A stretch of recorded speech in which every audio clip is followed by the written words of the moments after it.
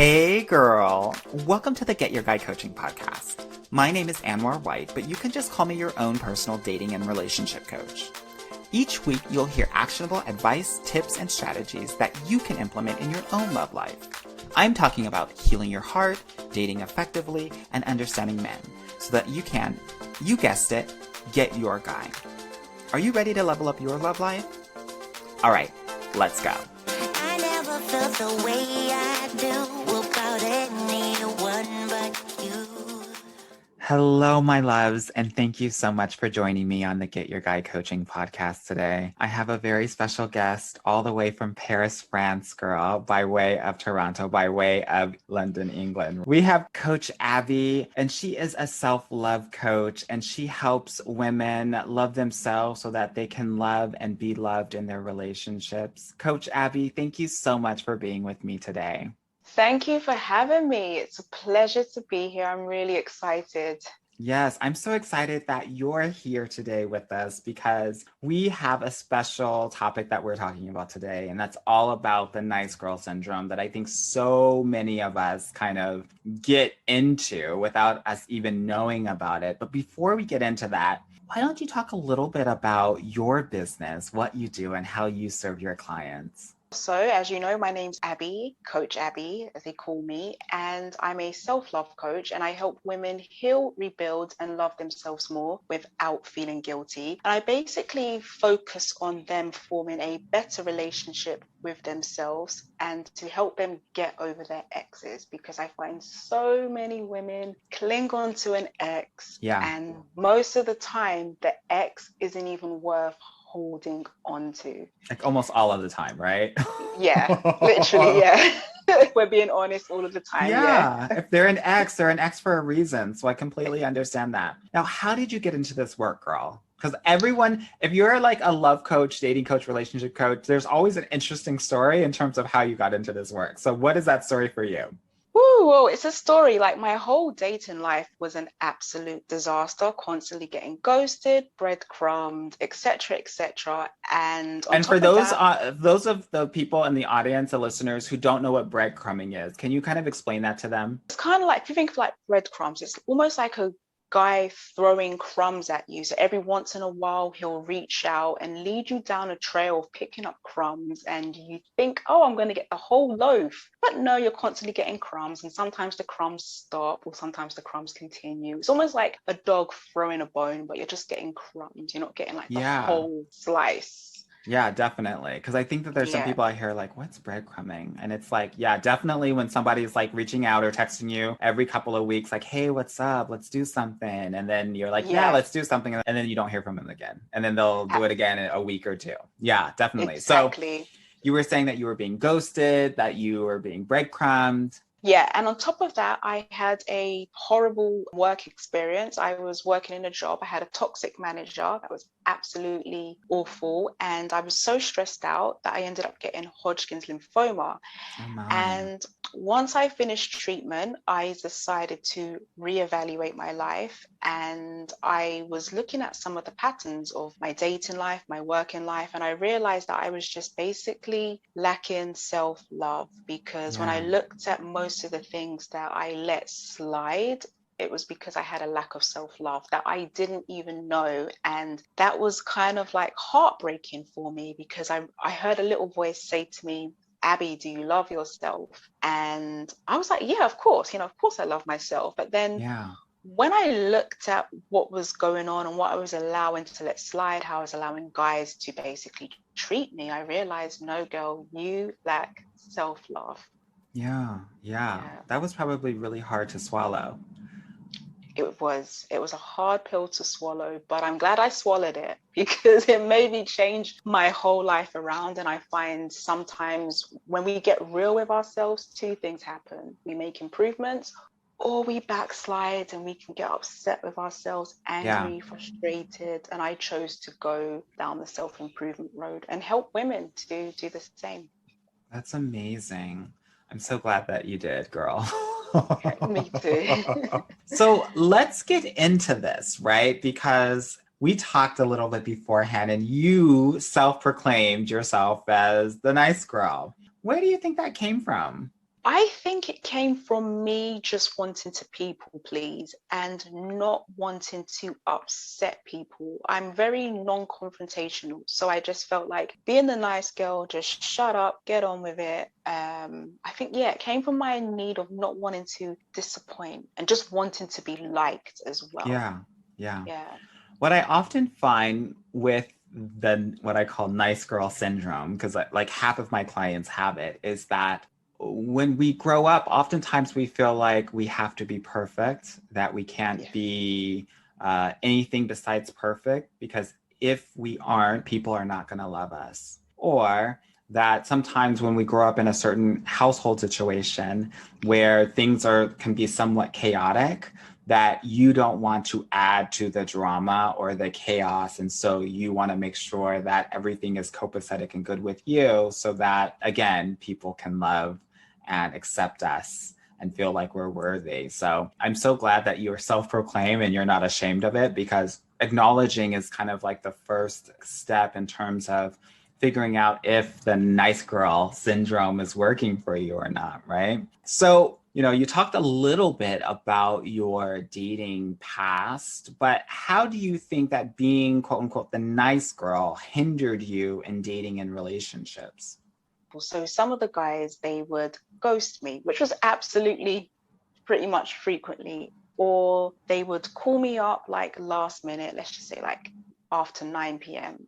And I lacked boundaries, I guess. So they would be like, hey, want to hang out? And I would be like, okay, but I really want to say no. And Yeah. so it allowed them to basically just walk all over me, and they could basically take from me, and I'd be like, yeah, sure, okay. But when it came to me wanting to speak up for myself, I was basically the nice girl. I just didn't want to rock the boat or say anything or ask these questions like, where is this going? Or where have you been? I just wanted to just be the nice girl basically and just play it cool and not be like a problem. Yeah. It's interesting that you had focus on self-love, right? Because one of the things that I think is really important to realize is that when we are the nice girl, ultimately what we're doing is putting the needs, desires, emotions of others before ourselves. So when a guy reaches out to us and says,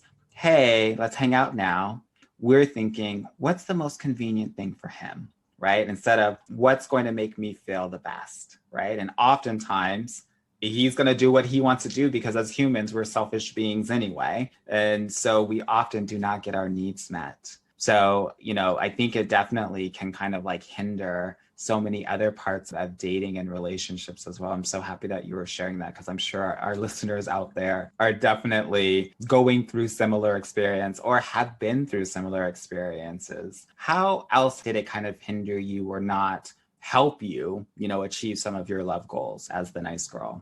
It basically meant that guys just probably felt like I'm not able to speak up for myself. So they basically just did what they want, and I wasn't able to get commitment from them because it's kind of like they can take from me without committing to me. So I was never really able to get that commitment that I wanted, like that solid relationship. So when these what are we conversations that I was too scared back then to speak about, why would they even consider committing to me if they're literally getting what they want from me? Girlfriend benefits Yes. without me being a girlfriend. Yeah, that's so important. I'm so glad that you mentioned that, because so many people do this. And I think this is where, generationally, we may have learned from our moms and grandmas, just give, just do. And then suddenly these men are just going to be like, she's my wife, because she's already acting like she's my wife. So I guess she's my wife or girlfriend, right? Yeah. That's not how it happens nowadays.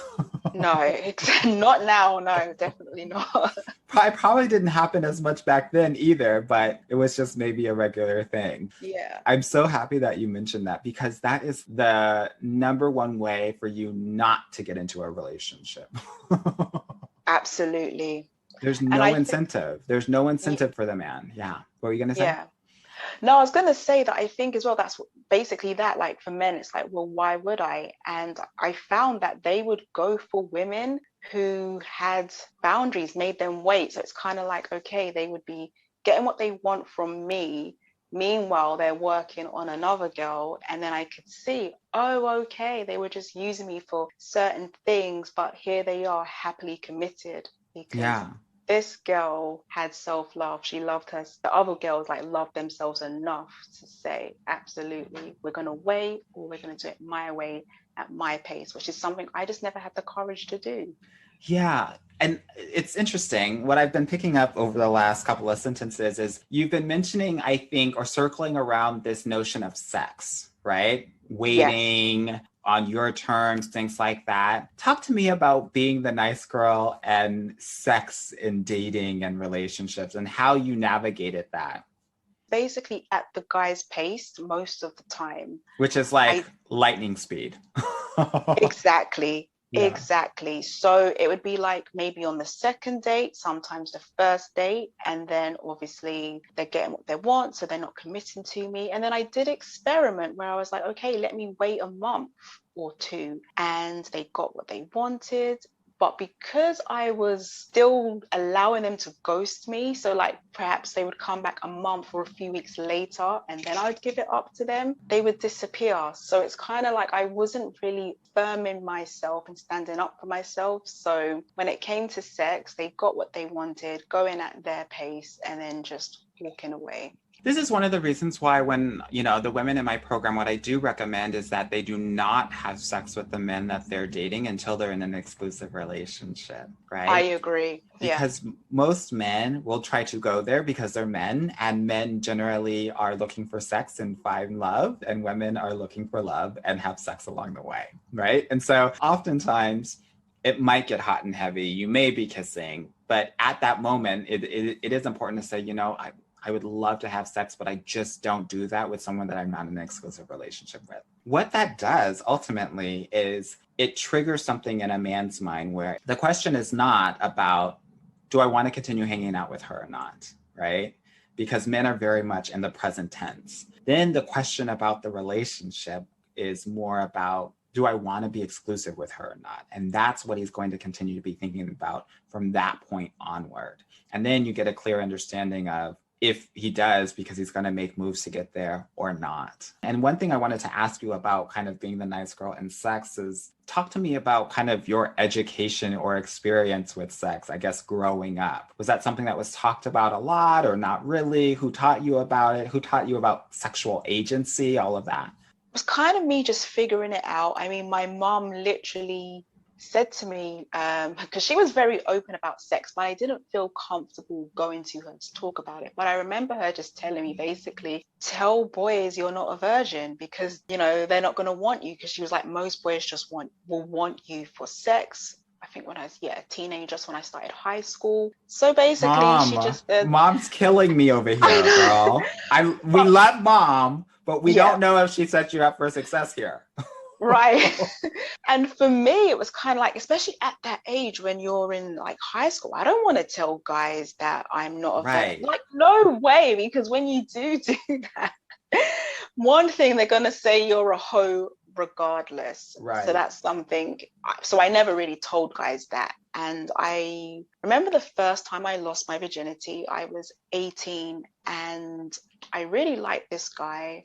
Again, my mind, we are in a relationship. That's just what I thought, like we're hanging out, he's kissing me, he's told me that he likes me. So we do the deeds, and then he basically rejected me within a few days. The conversations just got less. I found out that he liked another girl, and that led me to think that there was something wrong with me. I wasn't pretty enough, or I just lacked something. So that kind of stunted me and made me think like I'm not good enough. So I guess as well that added onto the nice girl of wanting to please guys. Yeah. Yeah. You're a Black woman. What do you Yeah. think that your race had to also do with this nice girl syndrome? That is key. I felt like if I was to speak up and voice myself, I'll be labeled as the angry Black woman. So I think Yeah. that's probably why I kept myself in a box, especially at work. I didn't want to speak up for myself because I didn't want to come across as the angry girl or the problem person. Yeah. With guys as well, I didn't want to be seen as, the typical angry Black woman, you're all the same. So it's kind of like, well, let me be different. Let me be Mhm. nice. Let me see if this will work for me. Yeah. And in doing so, it sounded like you put yourself or limited yourself in terms of the way that you were able to express emotion and just your general Yes. abbiness. Yeah, I kept all my abbiness in a box, which is so sad because the other day I did my meditation, like an inner child healing. Yeah.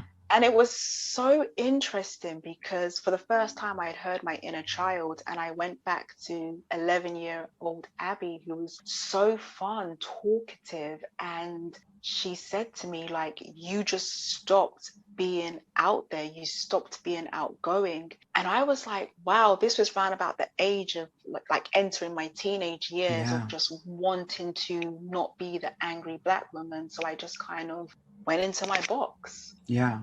Yeah. So interesting. Yeah. It's interesting too, because they often say that age range between 7 and 12, it actually just beats girls up. It beats them up. Like when you're 5, 6, and 7, like the girls are ruckus girl, they're running around, they're doing whatever, all of this. And then that age range, there's something about how they're treated with boys, I guess how the insults happen or the bullying Yeah. or what have you, both from boys and girls, to the point where we want to be liked so much. I can sympathize and empathize because I think as a gay child growing up, I also felt the same way, right? That like, Yeah. I know I'm different and I need to be accepted and I need to find ways in which I can be loved and valued and seen. And so, there's a variety of ways of doing that. But ultimately, I also played the nice girl syndrome in a lot of different ways to try to be liked, right? Yeah. But it wasn't me. I couldn't talk my shit. Right. Exactly. Because you just feel it inside. It's tugging at you. It's Yeah. like, why are Yeah. you saying, it's like, why are you saying yes when you know you want to say no?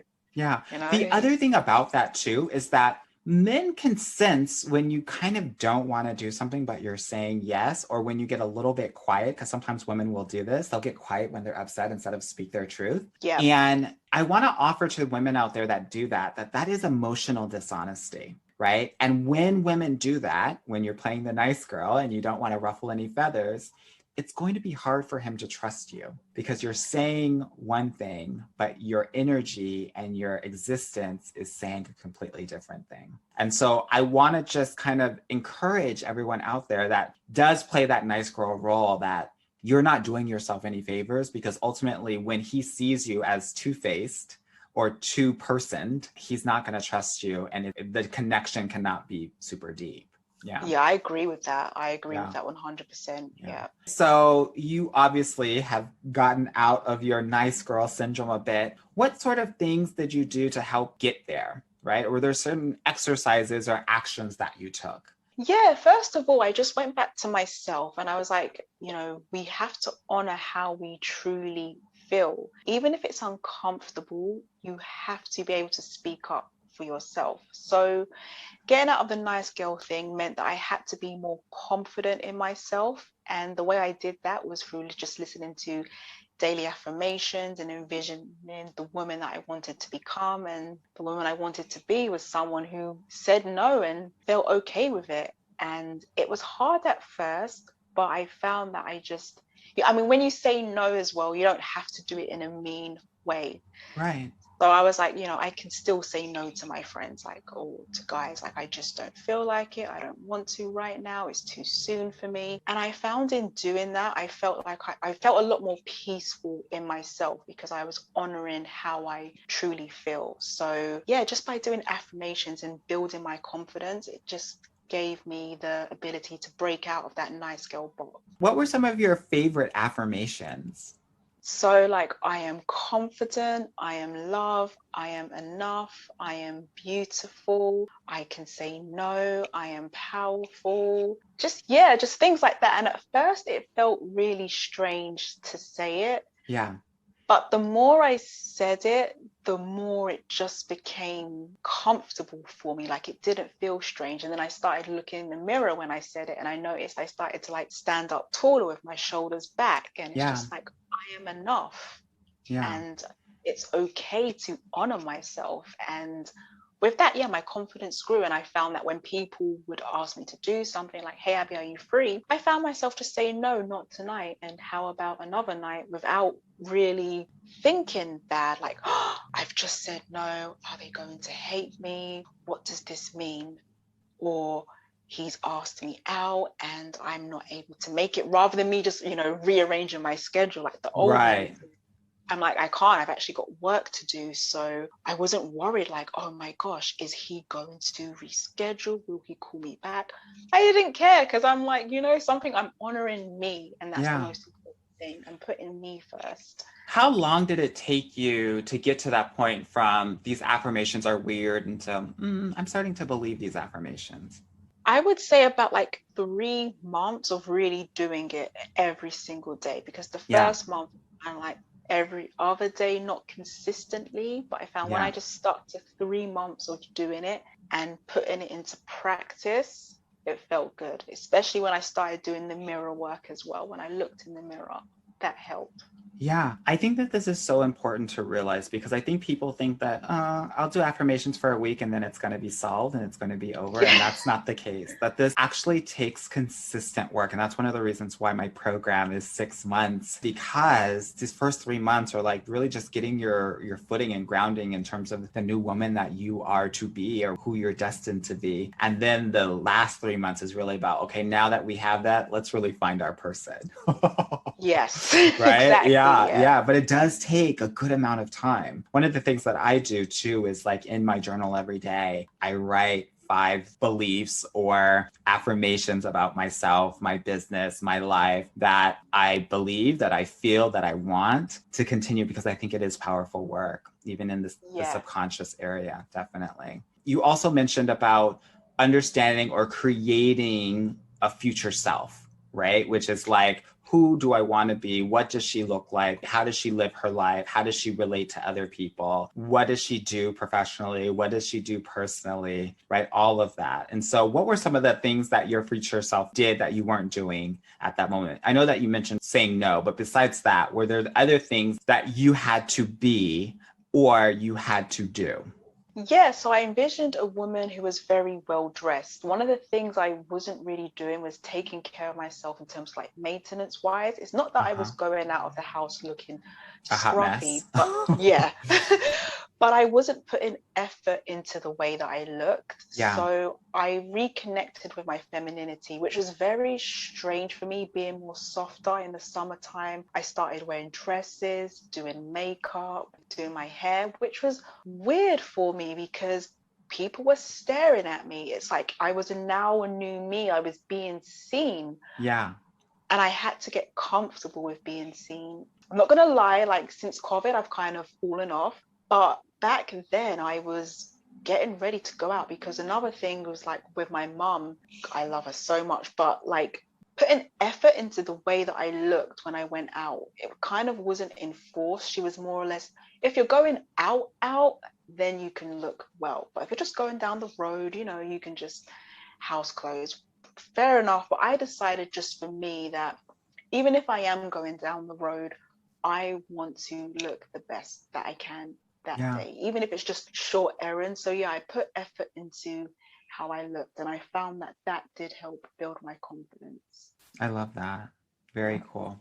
One of the things that I know that's a part of being the nice girl, that it's also rooted in trying to have things perfect and trying to make them look like the fantasy that one really idealizes, right? In one's head. So what's been your experience with that? How have you tried to, create the fantasy in your dating and relationship life? For me, it was literally just, okay, be the nice girl and he's going to choose you. Just shut up, smile, let him take the lead, don't make a fuss. And yeah, because you're nice, he's going to pick you, and you will, if you're lucky, get married and live happily ever after. That was Yeah. the fantasy for me. And when did you realize that that fantasy is not doable or workable? Or have you? The moment I finished chemotherapy, I noticed that that's just, yeah, I need to wake up basically, because it's Yeah. clearly not happening. When I looked back at the evidence, I was like, yeah, this isn't working out. Being the nice girl, just keeping quiet, letting them get away with whatever and not speaking up for yourself, it clearly isn't working for you. So Yeah. I had to snap out of that. Yeah, it's interesting. And you've mentioned this a little bit earlier about like being the nice girl to also to be seen. And one of the things that I know that's really kind of prevalent in the women that I work with is that it's often because they weren't necessarily seen by either their mother and their father in some way. It was like emotional neglect. It kind of manifests itself in making sure that the life is perfect, it's pretty, that there are no flaws to it, nobody can say anything about you, right? And we are always looking to be chosen because ultimately when we were growing up, we were not chosen, right? We were not first, we were not put on the pedestal that we needed to be put on. I'm so glad that you were able to share that, because I think a lot of people will really resonate with that, that if I just smile, laugh at their corny jokes, and just wait and nod, that they're going to make me their wife. And that's not the case at all. That No. ultimately, especially in 2021, women, you are the ones that are choosing, right? And you Yes. choose through telling these men what you want and giving them space to actually deliver on it. That's how you lead a relationship. And if you're not comfortable asserting your voice, if you're not comfortable speaking about what you like and what you don't like, if you can't say no, that means you can't really say yes in an honest way. I totally agree, because if you had said that to me before, I would have been so uncomfortable. I would have been like, no, it's not possible for me to actually say what I want and say how I feel. I would have felt so uncomfortable Yeah, because I no, would have pushed him away. it's an uncomfortable truth, right? You wouldn't Yeah. have pushed him away. You would have pushed the wrong guy away, the guy that's not for you, right? And I think that we Yeah. have to also reframe that in understanding that the guy that is going to be your guy is going to love everything about you and is going to want to make everything you say, every ask, every demand, every request, he's going to want to make it happen for you. And for those men that do not want to make it happen for you, those are not your men. And that's okay. And 99% of the guys out there are not going to be your men. And that's okay. Right? We just have to figure Yeah. out those guys who are good, high quality men that are focused on you as the top priority and not themselves. Right? And the majority of men are Absolutely. totally about themselves, ultimately. Yeah. Okay, so we kind of talked a little bit about being the nice girl and the fantasy that's involved with it, but I want to get a little bit real. I want to talk Yeah. about kind of the messy side of being the nice girl, because oftentimes what I've noticed too is that, yes, there are tons of nice girls out there. But what I also know is that a lot of those nice girls have a lot of hot, messy things that happen that they just don't talk about. Because they want to keep up the facade, right? Yeah. Perfection and all of that. So what did that look like for you as it relates to dating and relationship? You share your mess, I'll share mine. Sure. So I guess when I was dating this Italian guy, there's been a few Italian guys, but one of them in particular who I really, really liked, he was living still with his girlfriend. Oh my And gosh. I know, well, he had told me that they had broken up and that she's living there because she has nowhere else to stay. And Uh-huh, I sure, was, girl. yeah, absolutely. So that was probably one of my messiest things, of just trying to see a guy who's clearly got a girlfriend, but And he's how long telling were you me with this guy? not long at all. It wasn't long. Probably on whole, it could have stretched like at least 5 months of not being consistent. So in and out, in and out. And I Got guess it. when I saw him, she was probably He out. was But on what the I don't, outs with her. Yes, this is it. exactly. Yeah. Yeah, Which is yeah. weird because, Paris is literally a small place. And it's just like, I could see him or her at any time. Not that I knew what she looked like, but when I was living in Toronto, that's the story. I really liked this guy And back then I had a lack of understanding about how it works. You had met some guy in Toronto and you said you Yeah. didn't know how it worked. You didn't know how what worked. I didn't really know how relationships worked. Uh-huh. So this was the first time since I had lost my virginity and I had finally like reconnected with a guy and actually have a guy show me interest. Mm-hmm. And so I assumed that this is the one because he likes me, he's interested in me. And he had to go back to France. He had to leave Toronto. And my gosh, I can't believe what I did. I couldn't stop thinking about him like Girl, you were all the obsessed. You time. were addicted. Yeah, They yeah, say literally. love is as addictive as heroin and cocaine. So I don't want you to shame yourself in thinking that, you know, you were addicted to this guy. Girl, you were addicted. And I think we've all been there. Yeah. Yeah. So I left like my best life in Toronto basically to go and be with him. And I knew nothing about French culture, did not speak the language, never learned it in school. Oh my girl. I just knew that I was going to be with him, the happy ever after. And I realized, Abby, you need to go to Paris because you've never been before. You don't even know what it's like. So I went for a few days. I got in contact with him because we hadn't even been speaking. This is how crazy it was. Girl.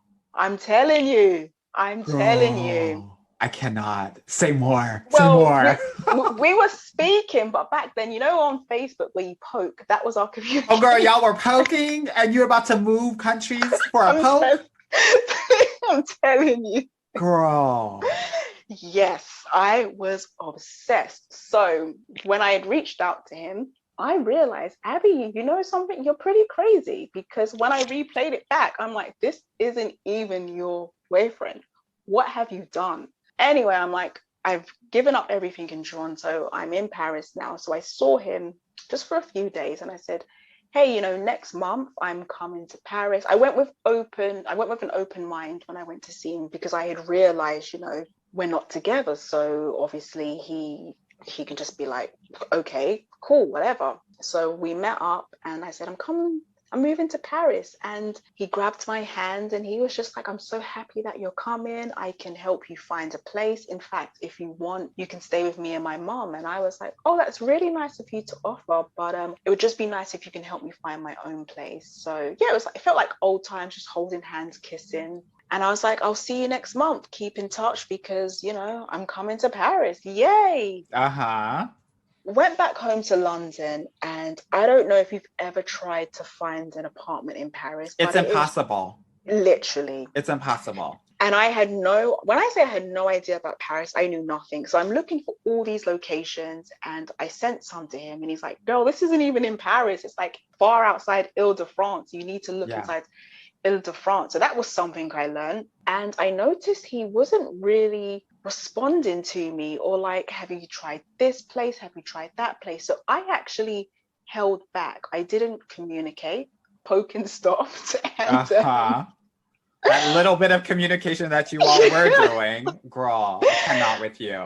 I can't with myself either. So, it's good that we can laugh about it now, right? I'm sure thank God. It was pretty. Yeah, you're gonna hear the tears. So I noticed that he wasn't responding now that I've let go.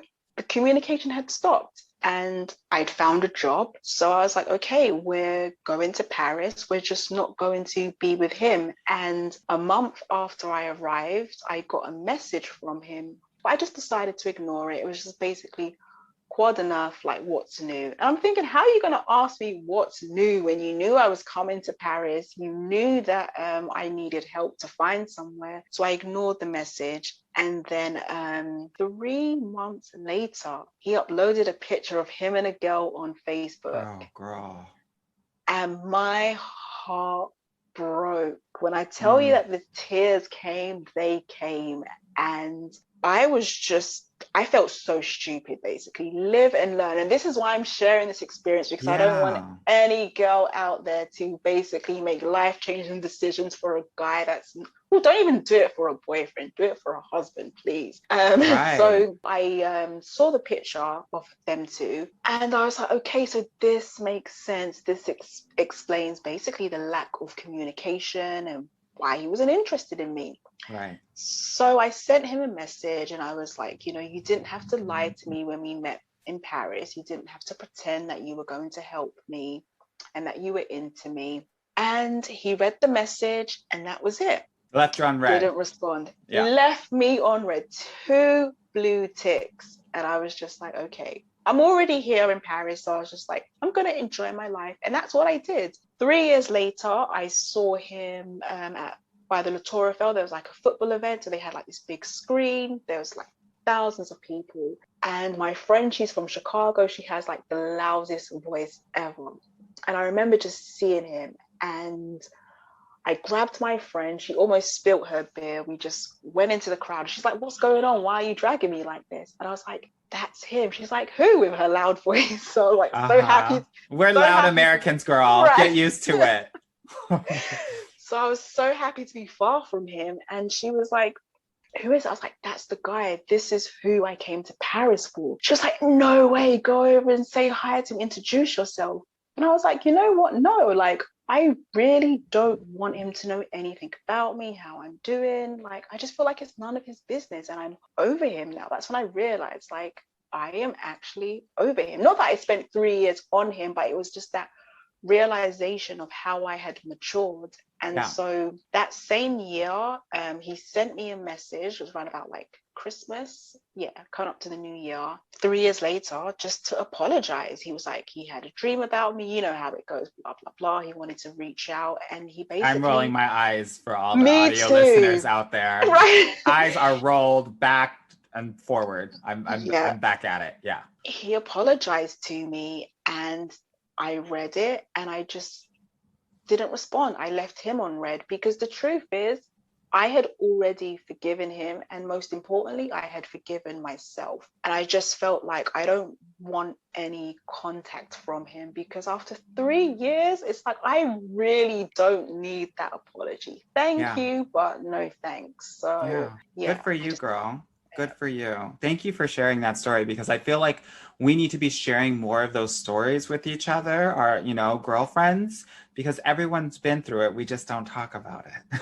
Exactly. Yes. And one thing about your story that I think is really interesting, because I've known quite a few people that have moved cross country or to a different country for a dude, is when you do that, he's actually going to think less of you, because ultimately what's going to happen is he's going to feel like she's going to be relying on me for everything, which means that she is not as independent as I would like her to be, which means that I cannot see her as a partner who is contributing in the same amount that I would contribute to a partnership or a unit, right? And a guy doesn't want to be your everything, right? And when you make moves like that, I think it does signal that. So I think it's important to realize, if there are any women out there that are listening to this podcast right now that are about to move for a dude, and you are not married, he is not engaged, he has not shown up for you in any way, shape, or form, do not do it. Please do not do it. I think that's the moral of the story. My mess. So after I graduated university, I lived in Germany for 2 years, in Berlin and Hamburg, and I was doing some consulting there. And I had met someone, a guy, his name was Michael, and instantly he showed up, we dated, he called me every night. And for someone who was an expat, right, and feeling super lonely, that was like everything to me. Plus, and I have mentioned this before on this podcast, my dad abandoned me when I was in 2nd or 3rd grade. So someone that was consistent and reliable, just like meant so much to me, especially in that moment. And so he had proposed to me. But after I was done with my consulting, I told him I didn't know. I said, that sounds really good, but I don't know what's going on. I went back to the US just for like a summer to be with my friends and my family and things like that. And then basically he was like, I miss you. I want you to be here. And in my heart of hearts, I was done with the country. I was like, okay, I need to like move on with my life. It was an experience. But something about the nice girl syndrome in me was like, let me create the fantasy, right? Yeah. Let me make it look really good. Let me feel like I'm saving the day in some way, shape, or form. And so I got myself some shitty internship at Adidas and serious, instead of like a full-on job. And I moved there. When I moved there, he was depressed. He had never told me he was depressed. He was Oh my on gosh. drugs. He lost his job. He was selling the drugs. Girl, it was a freaking mess. I was stuck because I was like, I'm here. Then I was like trying to help him. And I was just like in a really crazy place. I gave up the Adidas job to even help him and get him on the right path. Girl, he was stealing my money out of my bank account. Yes, What? I had no money. Girl, the most embarrassing part of one of the most embarrassing things in my life was having to call my best friend and say, girl, I have no money. I have nothing. I need to get back home. Can you please pay for a flight? Of course she did it because she's my Wow. friend. Thank you so much, Yeah. Yuiko. I love you. I will never not love you. And I lived with my grandmother for a year and got back on my feet because I had nothing. I had absolutely nothing. And I had nothing in the name of love, right? In the name of the fantasy, and the name of trying to be the savior, and the name of trying to be the nice guy or the nice girl, right? And try to make everything perfect and great. And it was not perfect and it was not great. And I should have asked more questions instead of just trying to wrap it all in a bow and try to have this romantic story about how we met in Germany and I came back and now I'm going to live this beautiful expat life. And no, girl, that's not what it's about. Right. So anyway, we all have those stories. And I think it's important to be very honest about it. And so I'm happy that you were sharing that and that we could share that together on this podcast. Coach Abbey, I want to thank you so much for sharing so much of your story and sharing so many amazing perspectives as it relates to this nice girl syndrome. For the listeners that are out there and want to connect with you and want more self-love, how can they connect with you? They can find me on Instagram, which is Abbey here. That's ABBEYHERE, or CoachAbbey.com. I love that so much. Coach Abbey, thank you so much. It was such a pleasure to have you on the podcast. And thank you. I enjoyed being here. All right, my loves. Until the next time. Bye. Hey, girl. Thank you so much for listening to the Get Your Guy Coaching podcast. If you like this episode and want to talk with me personally, please book a free consultation at www.getyourguycoaching.com/apply or subscribe and leave me a review wherever you listen to your podcasts. Talk soon.